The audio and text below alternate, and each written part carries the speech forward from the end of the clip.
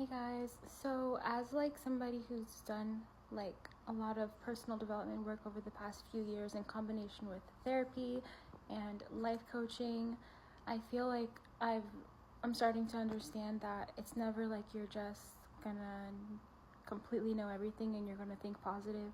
100% of the time and be like completely healed. Like it's kind of more of just practices that we can do over time. And it's because like whenever I go through something difficult, I somehow deal with the same issues that I used to deal with, but in a different way. And sometimes like varying intensity, and I have to use the tools that I've learned again and retrain my brain to think a certain way again and like work through some of the issues that have come up again, if that makes sense. So one of the things that I've been learning lately as I'm like processing all of these heavier kind of emotions is that like in general,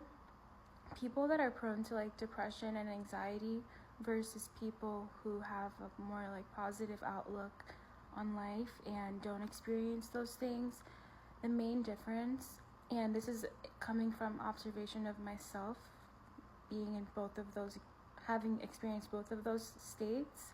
like when I'm depressed or anxious, the things that I'm thinking about and the things that I'm focusing on tend to be like the negative parts of life, obviously,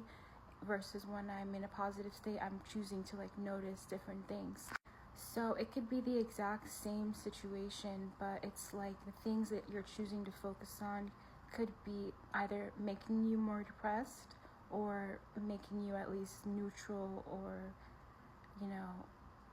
hopeful. And it's just one of those things when they talk about like rewiring your brain and like retraining yourself to like experience more like elevated high frequency emotions, that it's kind of like this weird out of body thing when you just like become more aware of the things that you're thinking about. And me, during this time of not feeling my best, I start to notice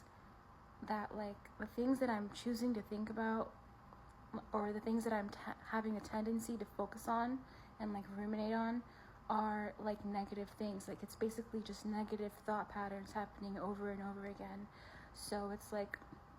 the inner work journey continues, and I have to then again like retrain myself to think differently and notice different things. And once you like break that pattern, you make a new way of thinking for yourself, and then your brain kind of starts changing and like your outlook changes overall. But there's something to be said about the things that we constantly focus on and the thoughts that we repeatedly have. Like sometimes just take like a back seat and think about what you're thinking about, if that makes sense. So like if you randomly fall into like a bad mood, like journaling is a good way to identify what those thoughts are, but